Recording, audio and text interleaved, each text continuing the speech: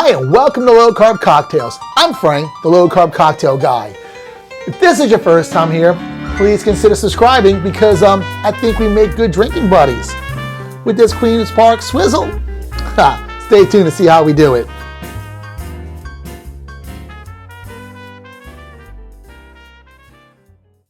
So today I'm doing this video kind of as a request. One of my viewers, Rachel McCreary, asked, can you make a Queen's Park Swizzle low carb? Yes, Rachel, I can. And this one's for you. This is the Queen's Park Swizzle. So this cocktail was created in the 1920s in Trinidad, in the port of Spain, Trinidad, at a hotel named the Queen's Park. Big fancy hotel back then in the 20s, which is kind of funny that this is considered a Tiki cocktail when Tiki wasn't created till the 1930s, and this cocktail predates Tiki, and it's still kind of thrown in the Tiki cocktail world. And that's really because of Trader Vic. Trader Vic went to Trinidad, stayed at the Queen's Park Hotel, had this cocktail, and what did he say? It was the most delightful form of anesthesia given today. And that was a quote, I'm assuming from Trader Vic, because it was quoted in Martin Cate's Smuggler's Cove, exotic cocktails, rum in the Cult of Tiki book. Now, there's a lot of versions of this cocktail. Martin Cate is one of them, and there's basically the ingredients are all the same. Few little variations on amounts, and mainly just of the mint and the type of rum used. In Martin Cate's book, he says use a black blended rum.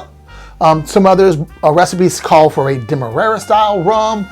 Some people say use a Trinidad rum. Just all different types of rum are being told to be used. But the amount of rum and the amount of lime juice, the amount of syrup, what type of syrup, that's another little thing. Martin Cate just lives by Demerara syrup. We use Allulose, you know that.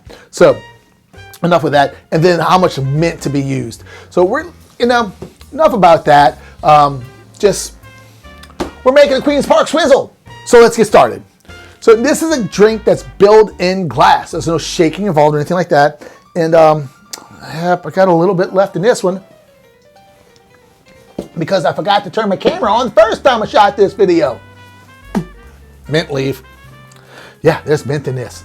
So we're gonna build our glass, and got my Christmas Collins glass because my daughter's cat jumped upon my shelf with all my glassware and broke my Collins glass I use for videos.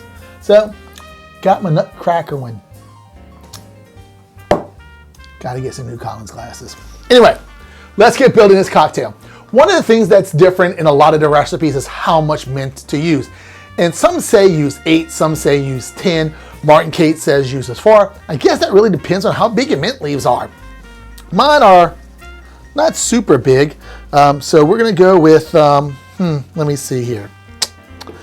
Let's say 1, 2, well, that's a nice big one, 3,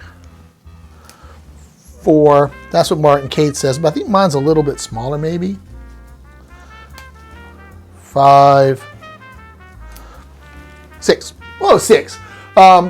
So you get a good amount of mint in it. And like I said, some people say use it up to 10. If you really dig mint, you can put more in that, but it may start overpowering the flavors. So from here, whenever you're muddling mint, because this is gonna be built in glass, we're gonna muddle in this, you wanna add a couple of liquids, at least your juice or your syrup, or both. I'm gonna add both. So we're gonna be adding half ounce of each of lime juice. Is it half? Yep, half ounce of lime juice. I had to double check. So this is gonna be 1 gram of carbs. 1 gram of carbs. Lime juice, fresh lime juice, 1 gram of carbs.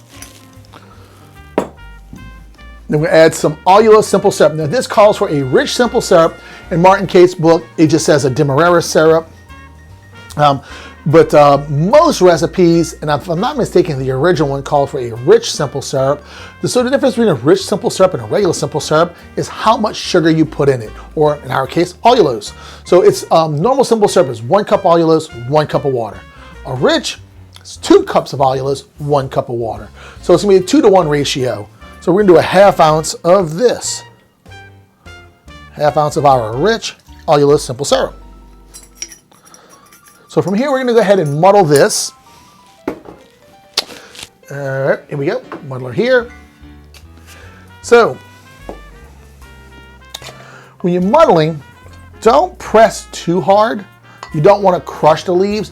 You just wanna kinda express the oils from them. So just a gentle push and a gentle twist is all you really need. All right, so that's that. Next, we're gonna add our rum.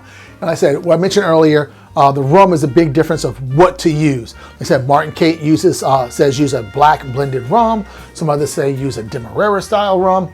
I'm going with a Black Jamaican rum because this is what I had. I still got to go pick up some of Hamilton's.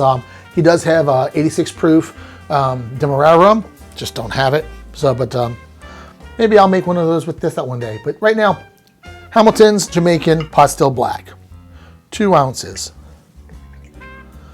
The next, I don't want to say controversy about the Queen's Park Swizzle is, do you add bitters now or do you add it on the top?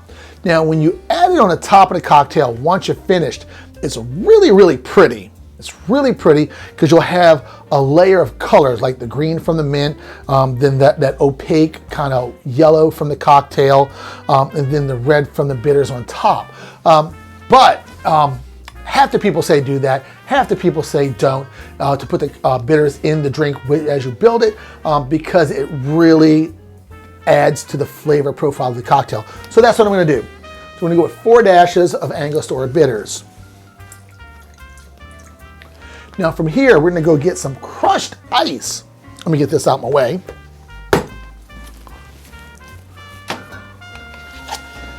So the best way to do crushed ice, if you don't have a refrigerator that makes crushed ice, is get yourself a Lewis bag. It's a canvas bag. And if you don't have one, I'll have a link below. It's an affiliate link from Amazon, so if you get it from there, helps me out, appreciate it. So, damn it. Forgot my ice scoop. Refill my ice bucket, forgot the scoop. All right, so we're just gonna do this.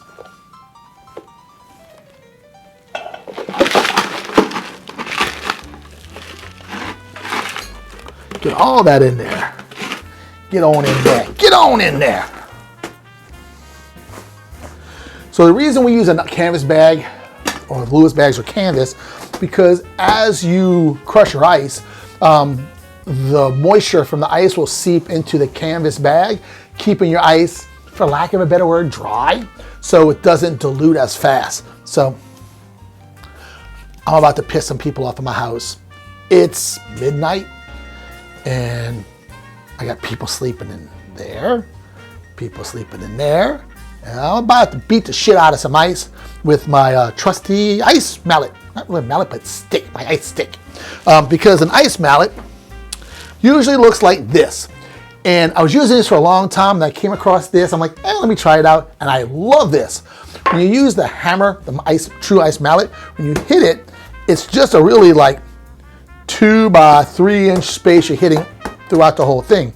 Doesn't cover the width of the bag. This covers the whole width of the bag. And if you've not watched my video on the Hai Karate, Karate, I mentioned I'm a martial arts instructor. So I tend to find weapon uses out of everything. And actually in Korean martial arts and Keto, this is an actual weapon called a danbong. You're sort of hitting things and pow, wrist locks, joint locks, striking. Yeah, we beat the hell out of people with 12-inch sticks in Keto. But yeah, so let's get smashing some ice.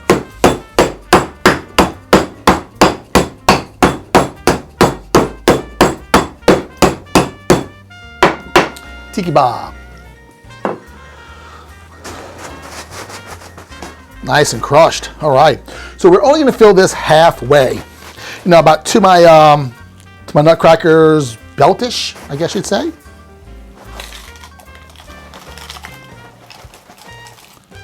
All right, so now for the Swizzle. You can use a Swizzle stick. They make a special tool called a Swizzle stick for this. And I found this new guy on YouTube. His channel's been around a while. I'm not sure why I'm just now finding it.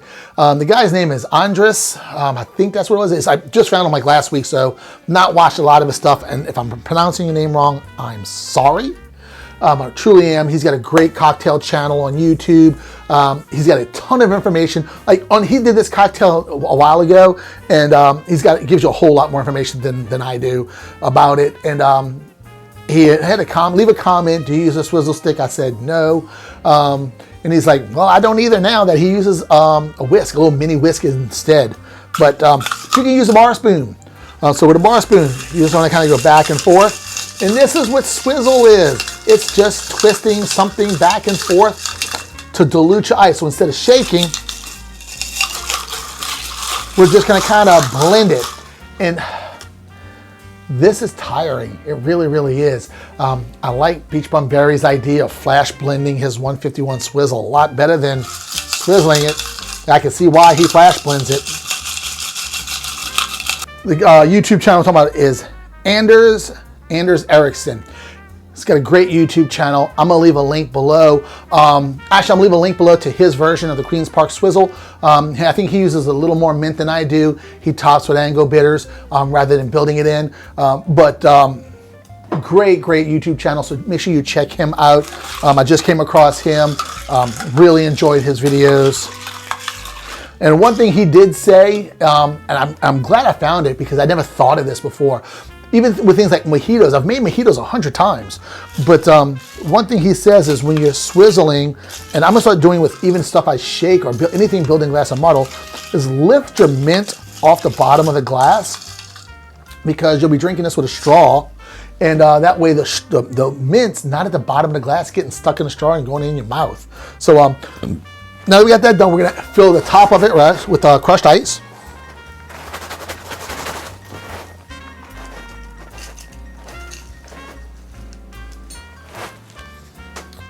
And let's give this another little swizzle, pick up the mint stuff. So for our garnish, we're gonna add a sprig of mint for our garnish. Now, when you're using mint for a garnish is not just throw it in there. It's also about using those aromas to enhance the flavors. Because as most of you know, I think they say 80 or 90% of your taste comes from what you smell. So just a gentle clap in the palm of your hands will kind of open up the veins in the leaves a little bit. You can just kind of pat it across your hand, or even better yet, across the top of your glass. And that'll put some of the mint oils on the edge of the glass, so as you're drinking it, you'll definitely be picking up some of that mint flavor. And we're gonna go ahead and put our straw in there, get that to the bottom. And Anders had a wonderful idea. I don't know why I've never even thought about it. When you're doing mint muddled cocktails, to pull that mint to the top so it's not sitting at the bottom when you're drinking it.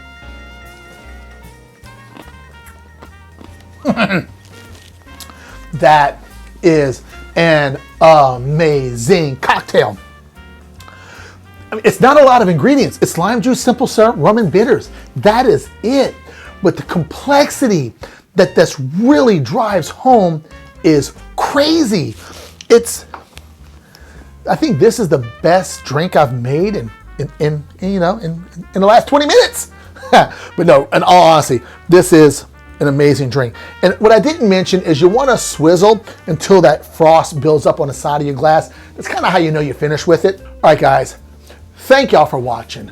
Y'all have a great day, because when I'm finished my Queen's Park Swizzle, I'm gonna be having a wonderful day. Technically night, morning, I don't know. It's like 1:30 in the morning, and I need to be at work at 8. Probably should go to bed. See y'all later.